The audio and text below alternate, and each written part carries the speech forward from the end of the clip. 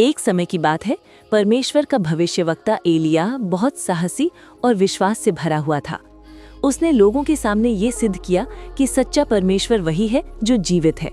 लेकिन बड़ी विजय के बाद भी उसके जीवन में कठिन समय आया। रानी इजेबेल की धमकियों से डरकर एलिय्याह भाग गया और जंगल में अकेला बैठ गया। उसका मन टूट चुका था, शरीर थक चुका था और आत्मा बोझ से दब गई थी। उसने परमेश्वर से कहा, हे प्रभु, अब मुझसे और नहीं हो पा रहा। परमेश्वर ने उसकी कमजोरी को अस्वीकार नहीं किया। उसने एलिय्याह को दंड नहीं दिया, बल्कि करुणा दिखाई। एक स्वर्गदूत उसके पास आया, उसे रोटी और पानी दिया और कहा, उठ और खा, क्योंकि यात्रा तेरे लिए बहुत लंबी है। एलिय्याह ने भोजन किया, विश्राम किया और फिर उसी शक्ति से 40 दिन और 40 रात चला। वो होरेब पर्वत पर पहुंचा, जहां उसने परमेश्वर की उपस्थिति को अनुभव किया। पहले तेज आंधी आई, फिर भूकंप और आग, लेकिन परमेश्वर उनमें नहीं था। अंत में एक धीमी और कोमल आवाज आई और वहीं परमेश्वर ने उससे बात की।